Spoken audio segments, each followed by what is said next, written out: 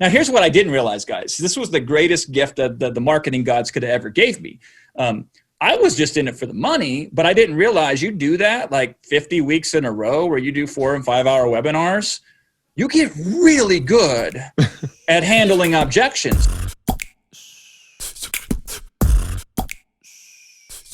Jason, how you doing, my friend? I'm doing better than good. That's a good start. Better than good. Yeah, man. We're already nerding out about kind of some of the similarities of what we do in our business models, and I think this is gonna be a fun chat. Yeah, we're going down the rabbit hole. This one, what about webinars? But both of our business models, affiliate marketing, and we just both love it for obvious reasons. Yeah, I'm sure there'll be a future round 2 episode sometime where maybe we even dive deeper into some of the affiliate marketing stuff we were talking about that we can't quite air yet because it's still a little on the underground. But let's talk about webinars on this one. And definitely, like, we've crossed paths through different stages. We were speaking. I know we were at a War Room. We were talking about a couple years ago. I feel like you purchased a bunch of Jason's products. Yeah, I think I don't remember the names of the courses that I bought, but I remember 7 or 8 years ago, I remember buying a course from you on copywriting, I believe. Yeah. I think you had some training out there on copywriting, and I bought that, and I remember going through it and it being really good. But what I really liked about the content that you put out was it was no more than you needed, right? There was no fluff. It was just like straight to the point. Here's what you need to know. And you got rid of all the rest of the stuff. And I thought that was like so cool about your approach to product creation back when you were selling a lot of those courses. Yeah, I don't have time to screw around. Got places to go. And by the way, I like the fact, as long as the money clears, you don't have to know the names of my products to purchase them. So anybody listening right now, it's okay if you don't know the names of the products you buy from me. Well, give us a little recap of how you got to where you're at now without going super long, because I know we have a lot of tactic strategies around the webinar stuff. So let's go with that. But we also have notes about you being a hip hop singing monk, so we need to make sure that fits into the story too. Yeah, that is actually kind of how I segued into marketing. I was a monk first, a Hari Krishna monk, and that kind of, before that, my life was a total wreck. I was like 20 years old and just a complete washout in life, very depressed. I had a very tough childhood and didn't know how to handle it. And so this whole concept of spirituality appealed to me because the material world wasn't really working for me. And when I got switched on and kind of got my head clear, I was like, I want to do something big. I felt empowered. And all I knew was rap and hip hop and music. I'd been performing my whole life, essentially, just naturally called towards it. So I was like, I'm going to start a hip hop record label in Muscatine, Iowa, which is the hotbed, as we know, of hip hop, right? I mean, yeah, man. I mean, who could have thought this idea wouldn't work? But I didn't think it through. I just went at it. And what had happened was I just could not make the business work. I didn't know it was a business, by the way. Just wanted to produce music and put it out there in as many hands as possible. So I started going down the rabbit hole, like, how do I get this music out there? How do I get people to want to consume it? And then that's when I got introduced to the concept of marketing formally. And I was like, whoa, before music, nothing had really called to me as a craft. And then the marketing was more intriguing to me than the music was. So initially I tried to use the marketing to do the music, but selling entertainment, I still don't know how to do that. I think it's the hardest thing in the world to do because you're guessing at people's tastes, which is infinitely harder than trying to solve people's problems. And you get paid about the same if you do one or you do the other. And that's when I knew the internet very well. I was a child of technology in a sense. I was always fascinated with computers, and I learned how to do a lot of stuff online at a very early age. And so I switched from marketing to internet marketing. And then from that, I got my first big breakthrough because I just wanted to make enough money to like do internet marketing full time. So I found myself where I was painting houses, $12 an hour, 6 days a week, going there, painting the inside of houses, the outside of houses. And then before I would go to work and after I'd come home from work, essentially all I would do is try to work on my online business. And I had no life. I would work one job to then be able to work the other job. So I got out of that trap by transitioning online to an article writer. I would write articles for other marketers for, search engine food. And I got really good at writing these articles, very processed. And as to your point, the very first product I ever created was essentially You want to write an article fast? Step 1, do this. Step 2, do this. Step 3, do this. There is no step 4. You're done. Now get out of my face. Right? It was it. And I sold it for $4. But what was weird about it, because I didn't know what I was doing, what was weird about it was people would buy the product and report back 15 minutes later, because this was social media 1.0 internet, right? This was on a forum where I posted the sales letter in a special offer section of the Warrior Forum, as it was the biggest internet marketing forum online. And people would buy the product in the forum and respond back. This is pre-Facebook, right? They would respond back in the forum. They'd say, I bought this product 15 minutes later. I cut my article writing time in half.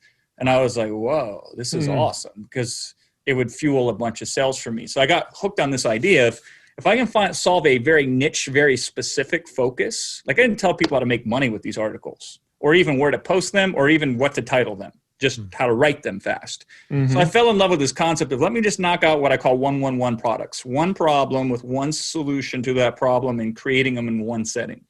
And I did that for like a year. I got really good at a lot of different tactical things online. And then the idea of a webinar hit me, where I wanted to use webinars, because before then I kind of did, but the internet technology wasn't there, the bandwidth to stream the internet, webinars weren't there, and the technology was very unstable. So it hit that point where finally I felt like it was a viable platform. And at first I just used it for education. I took the same content that I had sold as $17 ebooks and started using that as educational content on a webinar to fulfill the same training, but in a different modality, being live online. And I found you could charge $97 for the same information if it was fulfilled via webinars with interaction, as opposed to just on an ebook. And then pretty soon I discovered that I could sell via the webinar. So essentially it's like a shift. The product that used to be $17 was now the core of the content of the webinar.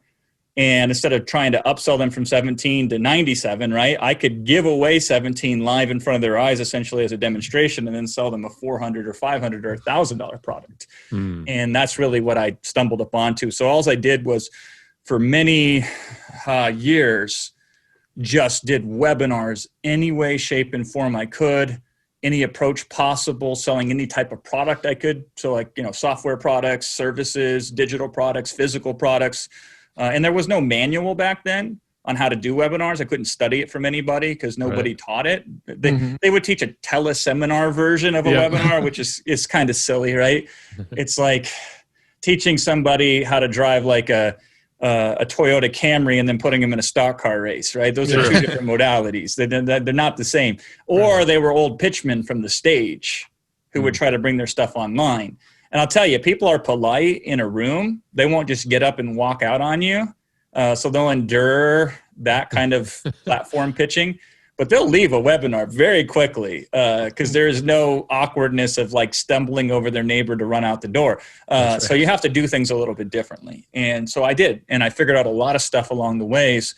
And essentially, without even being aware of it, pioneered a lot of the technology from sales and communication in webinar presentations just as a result of that. And so accidentally, I became probably the most well-known webinar sales giver and trainer on the planet. So I think that's pretty cool. And, I sold $100 million worth of stuff along the way too. So I'm pretty happy about that. Yeah. I love that it sounds like you see webinars as just a tool. It's a tool to create a transformation, solve one problem, probably still within the webinar. And then, on to the next thing. It doesn't matter what the heck you're selling, but it's a tool to sell at scale. Yeah, and that's all that it is, by the way. And if I had it my way, guys, I would never do another webinar again as long as I live. Sure. But I don't know a more efficient way to make money, so I guess I have to do it. It's a pickle. Yeah. Well, you did a webinar that, our notes say $9.8 million in 8 days. That's probably the $10 million one you were referring to. What was that webinar? Like, what was special about that one? Everything. So that's your Halley's Comet result of webinars. So it actually did break 10 million in 8 days, but we didn't get a screenshot of it because we were on a leaderboard. We were promoting somebody else's product as an affiliate, and cart closed. It was 9.8 million. So that was a cool screenshot that we could show off as actual validation and proof of the result. But when they actually totaled up the final count of sales, we had eclipsed $10 million. And so Cool. First and foremost, I'll tell you the number one most powerful thing about that webinar, and it had nothing to do with the webinar really at all. It had everything to do with timing. We stepped into a market where customers were buying it irrationally. What we were selling was Amazon training, and there was no supply of it other than one seller. It was so brand new, and it was such at that perfect timing that I was smart enough to get behind the tidal wave and ride it like a surfboard. But I certainly didn't invent the tidal wave. And that's why it's so remarkable and it stands out. I am much more of a fan of getting behind things that are, here's my favorite litmus test, guys. What are really bad marketers making lots of money doing? Because if they can do that super inefficiently, if we put a little bit of thought and tactic and strategy to it, I mean, if they're making $1 million and they don't know their head from a hole in the ground, there's got to be some opportunity there, right? Sure. So I'm trying to find that, and almost impossible to find. It is very rarely that presents itself. So when it does, here's what we then did to get behind it. We did things like, you guys will like this one. We went down to our banker, lady named Cammie, and we said, hey, Cammie, we're going to put $1 million into a brand new bank account. And we want you to write a letter and sign off that says if anybody calls in, they can verify the funds, that we give them permission to see the funds of the account. Like, you can disclose it to them. And then I'd get on a webinar and I'd say, we have a guarantee of profit for you. If you do X, Y, and Z and you don't make this amount of money, then we'll pay you this amount of money. And to prove that this isn't a gimmick, here's a letter from my banker. And then it shows the $1 million, what we call the $1 million guarantee, right? And nobody had ever seen anything like that. It's one of the most outrageous guarantees you'll ever see. We did it in many iterations. The first one, though, was essentially, if your business doesn't make money, I'll buy your business from you and I'll pay you retail prices for your business. Like I would be a consumer of your business, right? I'll buy your products one at a time off the shelf. Because if you can't make it work, I can make it work. And then I would prove to them beyond a shadow of a doubt that this was an authentic, legitimate guarantee, not some weasel clausey gimmick, with that $1 million letter from the banker. And we could only do outrageous, crazy things like that because we knew the stakes. My saying is, when it's raining money, you don't go inside and take a nap, right? You stand on that field as long as possible with the biggest bucket you can, and you catch all that money because it ain't going to rain forever. And that's what we did. So we did that. By the way, that's a guarantee on top of the vendor's guarantee. So this is us doing affiliate marketing here. Yep. We are guaranteeing above and beyond the product owner's guarantee. That is insane. People had no frame of reference for that. And so they're like, wow, this is crazy. I can't imagine that. Another thing that we did was we essentially, because this product was $5,000 to sell. Okay. Mm-hmm. And it is near impossible, I don't care how good you are, to sell a complete stranger who doesn't know you from Adam a $5,000 product without ever talking to them individually, right? Yeah.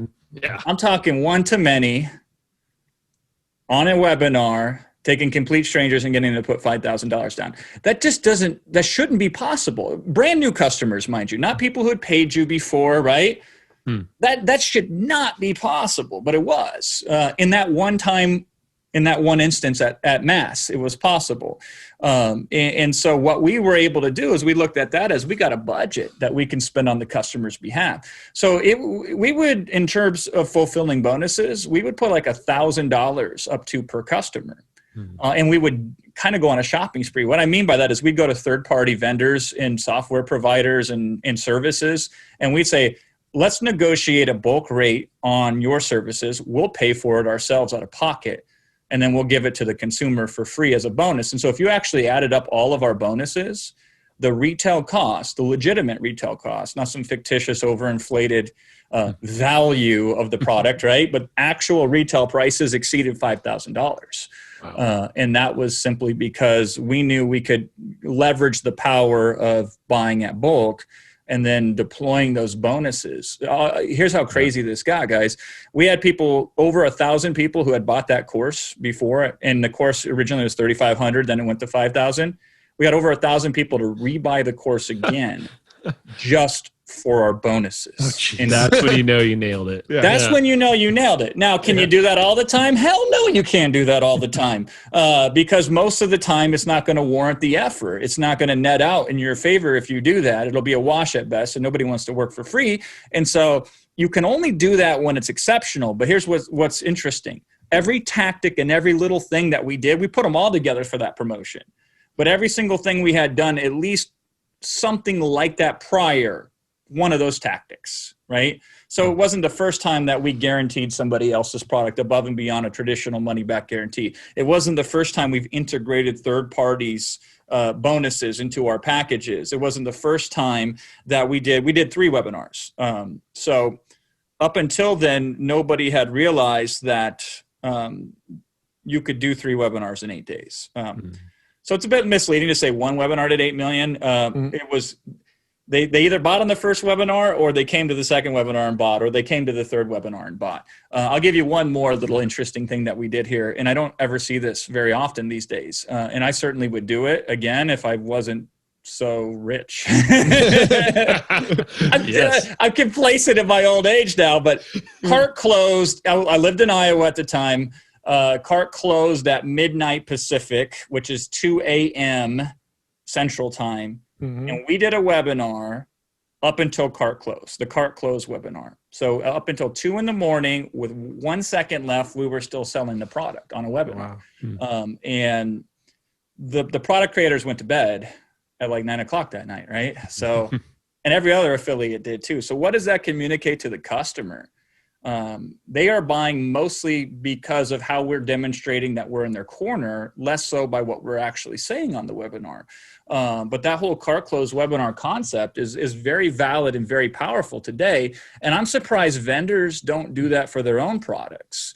Because if there's anything that you should ever stay up late for and sell to the last minute, it's that. But here's something that's not obvious, guys. And this is not obvious.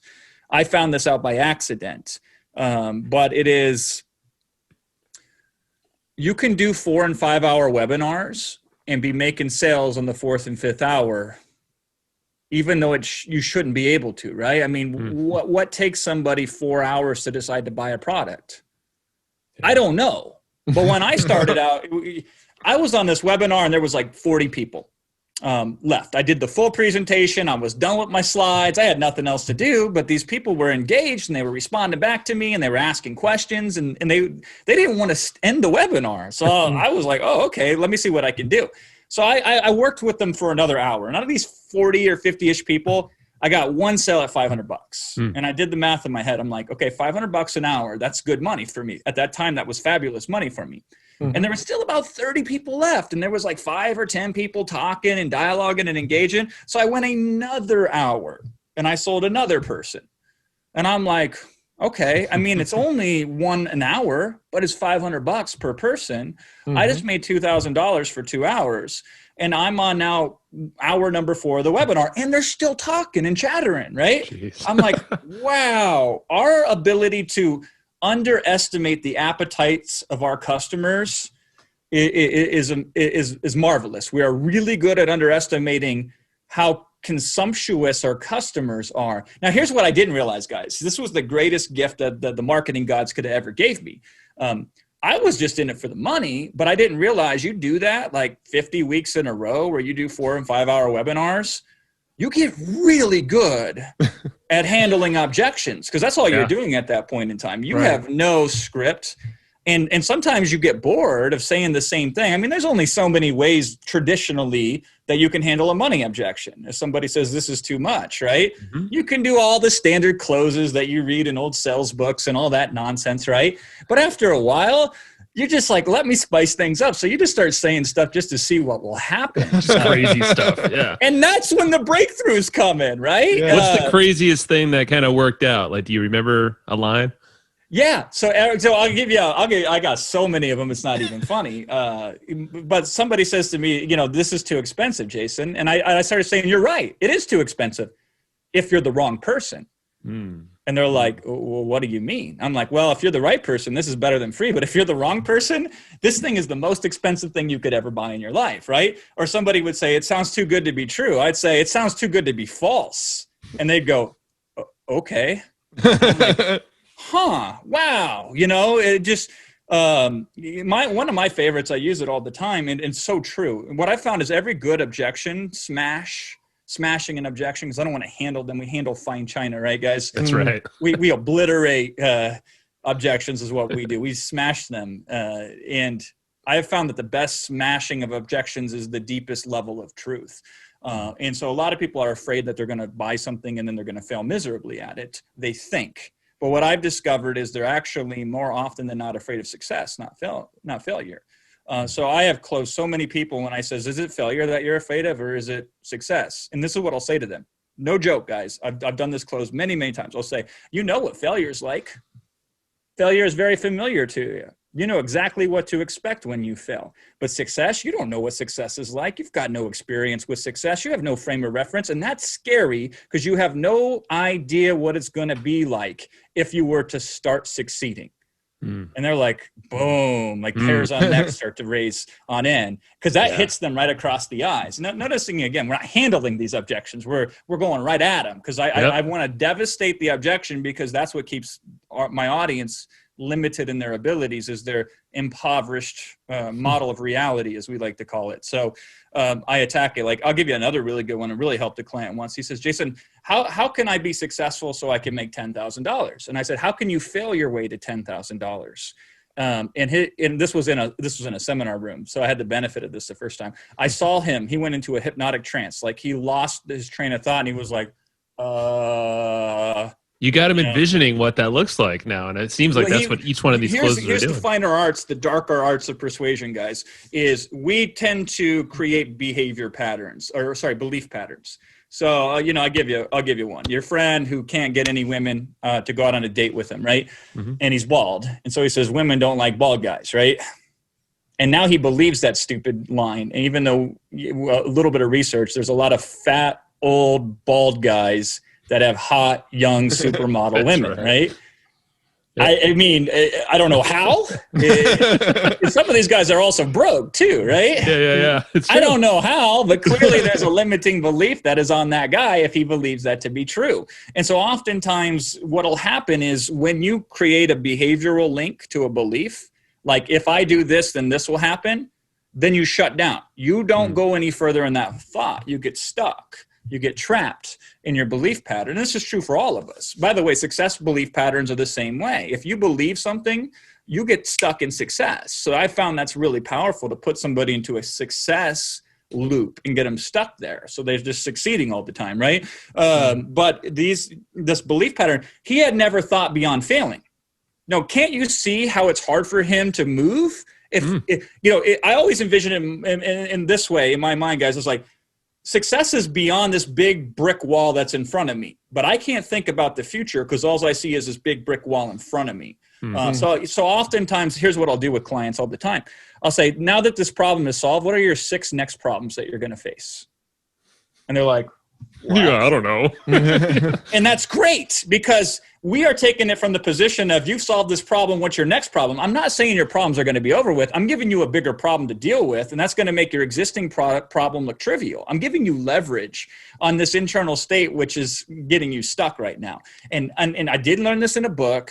Not directly. I mean, a lot of this stuff I stitched together from, Milton Erickson, conversational hypnosis, and from Richard Bandler, NLP, and from some of the Zig Ziglar, from the sales guys and other marketing guys like Gary Halbert and Dan Kennedy, right? But a lot of this was fine-tuned in the field where real money was on the line. And if I said the right thing, I can help somebody and get paid. Or if I said the wrong thing, I wouldn't help somebody, and both of us would be poorer as a result, It's true. And so I was able to discover some of these finer truths of how people form beliefs and then how those beliefs influence their behavior. And as a result, it really unlocked for me how to get somebody to look at their problem from a different perspective. So what I just did, there was a technique called time dilation. I call it time dilation. Right now, they're looking at their problem as they're in their present, and their problem is in the present. What I did is get them to go into the future and look backward at their problem as having already been solved, and also look forward to the next problem that they're going to face.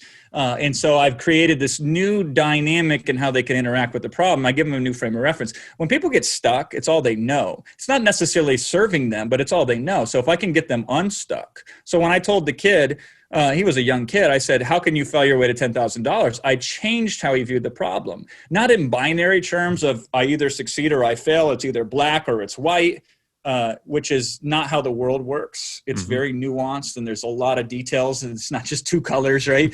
I wish it was that easy sometimes, but it's certainly not. It's very complicated, the world is, right? And he started thinking in terms of not how do I get an outcome? He started thinking in terms of what action should I take? Because whether he failed or he succeeded. Now, I took it one step further. I said, you're not ready to succeed yet. Success is $50,000 a month. So you can't succeed yet. You're only going to make $10,000 by your next month, right? And that really got him going. That's me. That's me now challenging him to prove me wrong. But see, if he proves me right and he fails his way to $10,000, or he proves me wrong and he succeeds his way to $50,000, I win either way. And gentlemen, that's what we call the double bind in the business of webinars. I've created a situation where if he follows my advice, he's going to succeed no matter what.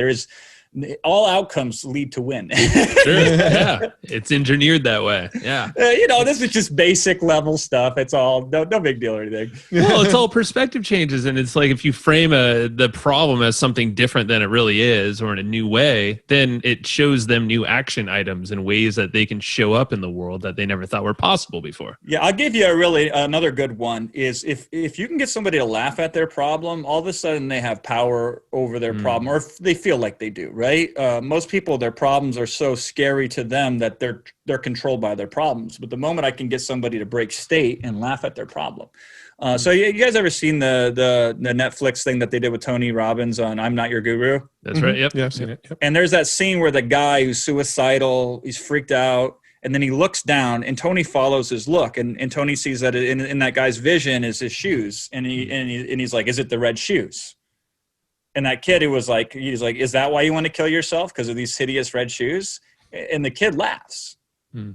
What Tony's doing there is he's breaking the kid's state. So the kid's feeling really bad, and he's getting him out of that state by making him laugh. Now he's laughing, and now he can associate the problem with something that he can laugh at. Now the problem doesn't feel so serious. This opens him up to suggestions of different ways of operating. Ultimately, the end user is going to decide which way they want to operate and how they want to proceed. But generally speaking, you give people better choices and then they make better decisions. But until they have an alternative choice, they can't make a decision. But none of this is purely intellectual or informational. Most of this is done through emotion or through other states of accessing and feeling their way through the problem. They're not thinking their way through the problem. That's not going to be enough. We have to change the internal state and the external state, ideally, of the problem in the situation. So there's a lot of leverage that we can employ in order to do that. But it's, everybody knows certain basic truths. Like if I breathe deeply and meditate a little bit, if I sleep better, if I drink enough water, if I eat healthy whole foods, right, I'm probably going to be healthy. We all know that. Good luck doing that, though, right? I mean, I have to fight every single day not to want to just eat the junkiest food you can imagine. It's hard. And that's because we have many ways in which we process the world, and information and intellectualization is it's the most common way that we think in terms of, but it is probably one of the least effective ways to solve problems. Interesting. It is. Yeah, no, this whole conversation so far has been interesting. Just all these persuasion elements and just sort of perspective shifts. I want to talk a bit about webinars. So let's start with That's the what actual. we've been doing, didn't you know? But I want to. See how I'm messing with you right now? This is getting us to feel like this isn't heady stuff. This is having fun, right? So this is amazing. So when it comes to webinars, like how does this fit into the presentation of a webinar? Like how do you structure the webinar so that these elements are sort of woven into the webinar? Yeah. So the first thing that I do when I create a new webinar is I got to find the hook or the angle or the big idea. I use those words interchangeably. They essentially mean the same thing. And that is essentially I need to make a user have a paradigm shift. I have to uncover what is the single greatest, biggest constraint or limitation that prevents this person from being successful, and how do I remove that and give them no other option but to succeed with what I'm teaching, right? So that's the first positioning of the webinar. And then now we have to go into the finer points. I can't, even if I have the best solution, if it's already been said before by somebody else in the market, I can't really use it, because a big part of how people make their decisions is it new or not, right? And for better or worse, cognitively speaking, we have this issue of our brains where we discount the familiar and we put on a pedestal that which is new, even though oftentimes the recency of an idea is not necessarily indicative of how valuable it is. But we're programmed for new. So most important to me is, once I have that leverage point, is how do I then show it up into the world in a unique way that that person has never heard of before. So that's the finer art of the positioning. Now, this is probably way more advanced than what most people need to do. Let me put it to you another way. If you can't ask somebody to pay you money without stumbling or getting scared and nervous, right? Work on that first, okay? Mm-hmm. That's the that money is going right to help there, you way more than some of this higher level stuff, okay? But well, whatever. Like let's show what it looks like at the top of the mountain first. So maybe that'll motivate us to want to climb up beyond the base camp. And so I'm looking for that idea of how do I not only remove and destroy the constraint, so I give them more reason to buy than reason not to buy. I make it cost more not to purchase than it does to purchase. How do I do that with removing their biggest limitation? So I've got to figure out what that limitation is. Then I got to figure out how to set it up to destroy that limitation. And then how do I do that in a very unique way? So that's where I start. I start with that hook, that angle. And then from that, the whole webinar is going to flow. Generally, what I will do is then start thinking of the offer. So I got the offer. How am I going to set this up so the offer is the punchline, the payoff to this hook, this angle, right? How am I going to set this up? So I'll give you an example with a real world webinar I'm working on right now. And I don't always get it right. I get it wrong probably as often as I get it right.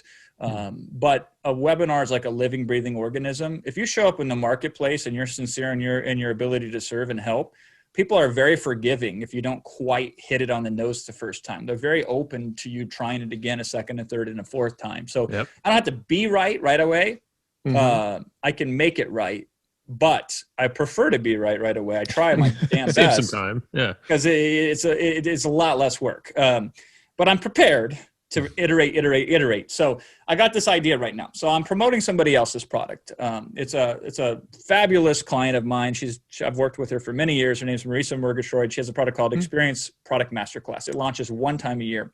And we are doing a webinar as an affiliate for her. Now, one of my hacks is I don't let the product creator on any of my webinars when I'm selling their product. Two reasons. One, I am going to sell it different than they've ever sold it before. So I don't want them to bring in what they do into what I do. This is not an ego issue. It is just simply because I want to have the full control of the narrative. That's the first reason. But the second reason is there's this effect in the marketplace when somebody who didn't create the product can speak so intelligently about that product and can assume the role of the salesperson. I can get away with things as a salesperson that I can't as a product creator. Now, if I'm both the salesperson and the product creator, I have to compromise both of those positioning. I would rather be the dirty marketer and put the product creator on the pedestal than try to both be like this saintly product creator and somehow or another this closer, this sales closer, right? It's like, you don't have to like me, but I'm just guiding you to the thing that I know you need and you know you need. Bad cop, good cop. If that's what it's going to take, that's what it's going to take. I'll take the role of bad cop. And again, even if it's true, if I say it about myself, it's not nearly as powerful if I say that about you. And we all typically, if we're not sociopaths, we all typically are reserved when it comes to bragging about ourselves, which is good, but not good for sales. And so I can brag about somebody else. So anyway, so I'm working through her product. Now here's the core hook of her product as she uses it. And this is a pretty good hook. and it's essentially, she studied like why people are addicted to apps and games and that kind of stuff online, like Facebook and social media and like Candy Crush or whatever. And she said, how do we make our information products sticky and ethically addictive like that? And she's figured out a way that 80% of her customers complete her course, which in the information business, 3% of customers typically complete a course on average. That's the industry standard. And for whatever reason, you know, it's most people who buy products, even the $5,000 product I was talking to you about earlier. Oh yeah. I would say 10% of our buyers didn't even log in one time. Yep. And that's pretty standard. Yeah. We've seen the same, and that's insane. Yeah. So price doesn't matter. It's something else. There's so many things else. And before anybody gets too judgmental, because I've been in seminar rooms where people get judgmental, I'm like, well, let's just open up your Kindle and let's see how many books you've bought that you haven't even read yet, right? Mm-hmm. This is a normal state of being for humans to collect things at a rate that they far exceeds their ability to consume. And that's not necessarily a bad thing. Sometimes the act of buying is enough for a person, retail therapies in a sense, right? But in this instance, she didn't like that, and she wanted to do something about it, and she was crazy enough to work her ass off to come up with a solution for that. And so she has this outstanding solution now, and now she wants to sell it to customers. So essentially, it's like, hey, if you want to create an information product, instead you should create an experience product. Ooh, what's an experience product? Okay, I'm interested, right? So that's her hook. That's her angle. So here's my angle that I'm going to attempt to pull off. I don't know if I'll be able to do it or not, but I've discovered that not limiting yourself and just trying something out tends to almost always yield a better result. So from another perspective, because I used to do a lot of writing and work with a lot of writers, a lot of people have trouble writing. And that's because they're trying to edit while they're writing. They can't give themselves freedom to express creatively uncensored. You know what I mean? Mm-hmm. I don't know why, but that's just the way that it is. And so in the marketplace, I'm just going to creatively seek what I think would be the greatest win if I could pull it off. And if I miss it, they'll let me come back up and try it again, right? So I'm going to attempt to make the audience believe that I'm teaching them how to be better consumers. Meaning, here's why you can't complete courses, and here's what it would take for you to be more successful with the courses that you buy. So therefore you can buy less courses and get more out of the courses that you do buy. So you're not spending $10,000 a year on your info product addiction. You're spending $2,000, and you're not like making $1,000 off of those 10,000 in purchases. You're making 20,000 or 50,000 or whatever. Right. Yeah. But what they don't know is all of this is a setup for me to reveal that I've now given you a superpower. Do you want to save the world with it, or do you want to stay in your little shack and do nothing, right? This whole solution to being an information marketer and creating information products, that's the ultimate appeal that I'm going to build up to, that is going to be revealed about 50 to 60 to 70 minutes into the presentation. But my audience is coming in believing that overtly they are learning one skill, and they are, and it's valuable, but covertly, I'm also teaching them a different skill simultaneously. And then I'm going to try to collapse those two things on top of each other. So that's my big idea. That's my hook. That's my positioning, to create that frame of, if anybody comes to this webinar, I'm very confident that they're going to walk out a better person. They're going to be a better consumer. They're going to make better purchasing decisions for themselves. But I also believe that that's the best way to enlighten them to be excited about considering doing this model to make money online. And that's what I'm going to attempt to pull off. So that's an example of an idea with positioning and with an angle. It takes me about 40 hours to develop these webinars. So is that, and it sounds like the hook is there to basically smash something that's in their mind already, you know? So here is the common objections with creating information products. Let me count the ways that people shortchange themselves. You know, I have such disdain for these objections. I love, it's like love the sinner, but hate the sin, right? Yeah. And that's how I feel about this, because I think it's absolutely, but I was like this at one point in time. So some people say, oh, I don't have anything worthwhile to share, Right. Who, me, an expert, right? Like they have such a poor view of themselves. Like, I'll give you guys a close I use all the time. I'll say, I'll go to I'll like kill out an objection. I'll set up the money objection. And then I'll say, is it the money? Is that why you wouldn't do this? And I'll say, well, listen, if I could have a crystal ball and you could see yourself 6 months into the future and you were $50,000 richer, you would absolutely put $10,000 today down on this, wouldn't you? And they're like, yeah, of course. So it ain't the money. Is it the time? And then I'll talk to them. I'll say, listen, the one thing that I know is certain that each of us have less and less time every single day. Yet somehow, some way, some people, even though they have next to no time, are being able to succeed. So it's not the time. So what is it then? What is it really? Is it the belief? You don't believe me. You think the testimonials are fake, doctored, or somehow other twisted or manipulated. Is it that you don't believe me, that I'm making up claims just to try to get you to spend money with me? Is it that you don't believe me, or is it something else? You don't believe yourself. Well, when it comes to you and your belief, I have enough for the both of us. So if I have to pick you up, throw you over my shoulder, and drag you kicking and screaming across the finish line, damn it, if that's what it takes, then let's go. I'm willing to do it. Are you, right? So this is literally the close I used for the $10 million webinar. That was the close. And people might think that I'm dressing this up for the podcast.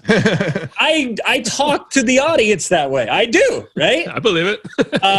Because and again, to your point that you said earlier, I find that if we can go straight at it, it's always more effective. So if customers are thinking that I'm making things up, I'll just say, you probably think I'm making things up. I'm like, let's not pretend that you're not thinking that, so that I can connect with you. So that's the belief, the challenge of somebody's lack of belief. And so I know that in anything that we sell, there's a lot of people have this poor view of themselves, which is not true at all. Like another close that you can crush that with is that, and I use this close a lot. So at one point in time, you couldn't stand up, you couldn't walk, you couldn't talk, you would drool all over yourself, and you couldn't even go to the bathroom on your own, so you sat in your own poop, right? And then somehow, some way, without an instruction manual, without a coach, or without a mentor, you were able to figure out how to put one foot in front of the other, and before you know it, you were walk, talk, skipping, hopping, chewing bubble gum all at the same time, and you could even go to the bathroom on your own, right? You are capable of the most amazing things because you did that. Most of you did that before you were 4. Now, some of you, it took till you were 7 or 8 to figure that out, but that's okay. You still got there, right? So don't tell me you can't do this, because this ain't that, right? So that's time dilation in the past, taking them to something that they did, helping them see the perspective that they're capable of amazing things if they're in the right state of mind. But I know no matter what, people are going to sell themselves short and think that they can't create an information product. So if I go at that problem and do it the way most webinar trainers would do it, which would try to convince them with the facts and the statistics and try to show them the methodology of how to do it. And so a lot of this is stuff I tried in the past and it worked okay, but I'm not okay with okay, right? It's like, these are the things that normal people are doing, but they're trying to solve it purely from an information perspective, an intellectual perspective. But I am going to try to do it a completely different way. Not challenge them or hit it head on, but kind of allow them to come to the conclusion that it's less important what the information is. It's more important how the information is presented, right? Now, if I come out to a webinar and say, listen, today I'm going to give you a big reveal, a big aha, an insight to your problems, and it's not the information that you're publishing that makes the difference, it's how you present it. Okay, webinar's over with. Now use that insight and go make $1 million, right? Good luck. It's not that easy. We have to, because these beliefs that hold people back are so insidious, we have to take 55 minutes to set it up to reach that payoff. And that's what we do, right? So I am going to, during that time, also bring up all the other limitations. That's the only limitation. There's other limitations like, I don't know how to drive traffic to these products, right? And I often say, well, don't drive traffic. Why don't you put people into these products instead, right? I don't know what this drive traffic means. I mean, you don't have to have a license to do this. Why don't we just? Do we need to get in cars for this operation? Yeah. Why don't we just connect this with people? And maybe that's your problem. You're thinking of this as traffic instead of souls that you can help, right? I do that kind of stuff all the time. Again, you're calling it out. I feel like you're really good at putting new perspectives or the perspective maybe they believe deep down, but they're not communicating it. They're not actually having it in the forefront of their mind. Yeah, so here's my philosophy that really shaped me early on is a lot of people in marketing try to teach you to dumb it down or, speak like they're a fifth grader or a second grader or these days a kindergartner. Every year it seems like it goes down a level that you're supposed to speak to people with, right? Everybody's just getting dumber. Idiocracy, right? yeah, that's what people say. And then in some instances it's funny, but in other instances there's more breakthroughs and revelations and revolutions that are happening mentally now and scientifically in technology than any point in history, right? So I guess it depends on where you look at it. But I have always said you can either stoop down to somebody's level or you can pull them up to a different level. So I would rather bring somebody up to a new level than stoop down to their level. Now, initially that makes your job 10 times harder because it's easy to cater. It's easy to pander. It's easy to quote unquote dumb things down or water things down or try to simplify things, right? So up front, you will have more of an advantage if you try to make it simplistic. But long term, if you can figure out how to, instead of looking down on your audience, get them to be able to rise up to the occasion, right? You will do far better in this business long term. Although, like I say, up front, it's like 10 times as hard. I've learned how to get excited about things that are slightly harder than what most people can do because then most people won't do them. So if I can do them, I get massive advantage and leverage in the marketplace. So that's one way to repattern a hard thing and actually make it feel like it's easy. And so that's what I look at in that situation. But with this, I'm going to set that frame up and I'm going to build this up till they're going to realize that it's not a traffic problem, and it's not.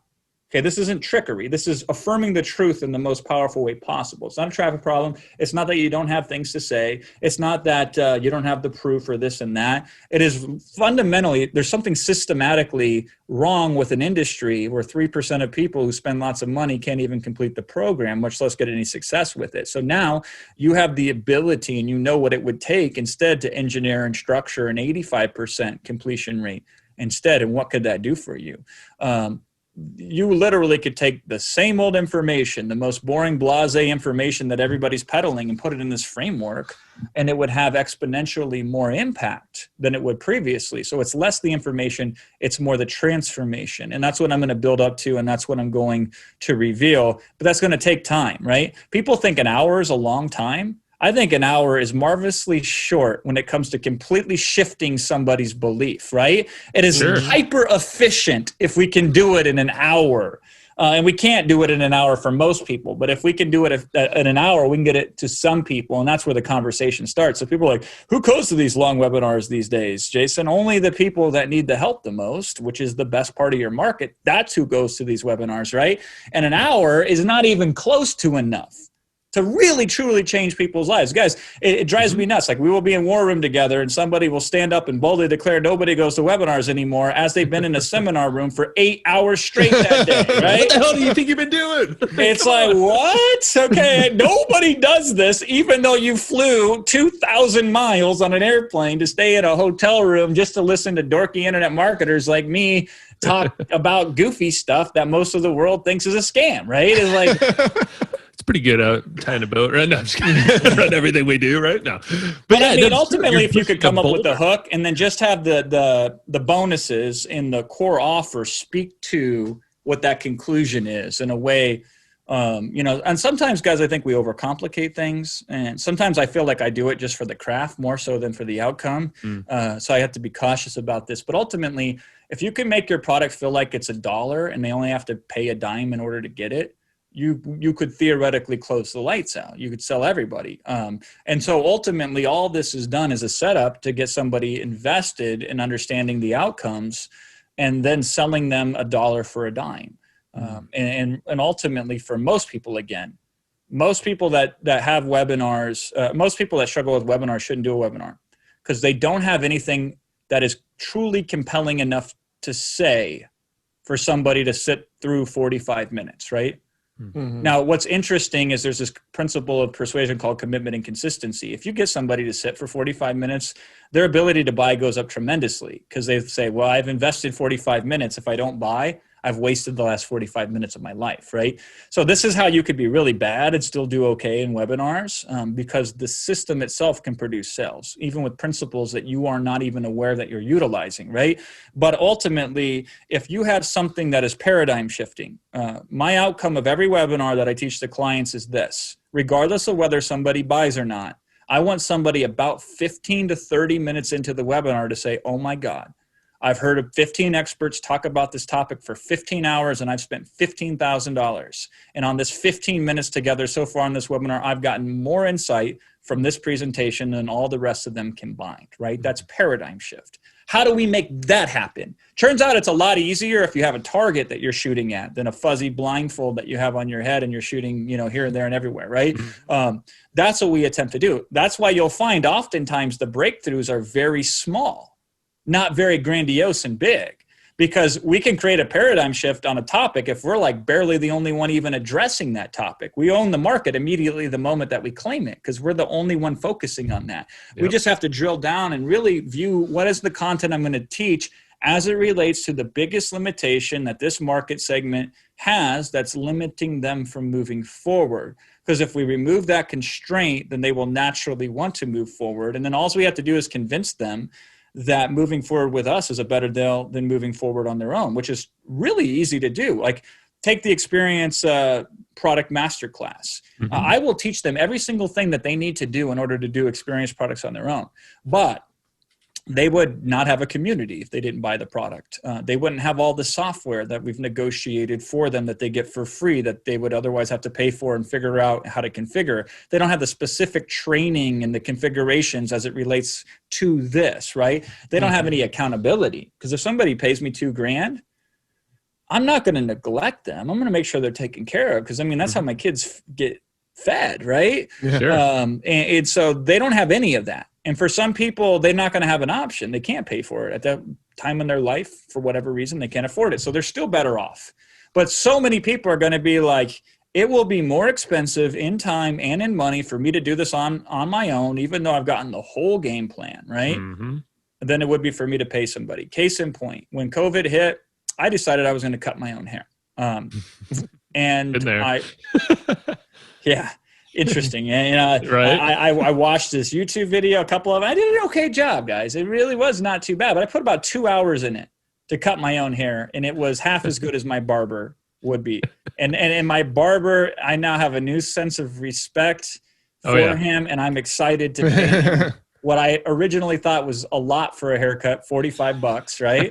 It's about now what I'm we're looking paying, at that as like the deal of the century. Yeah. Well, there's a reason why we're both wearing hats right now. Yeah, there's a reason why we're I'm overdue for another haircut. I'm not cutting my hair again, guys. I'm not changing my oil in my car. Well, I got a Tesla now, so that's moot. But I wouldn't change the oil if I did have a car that had oil in it, right? I haven't cut my grass in over a decade.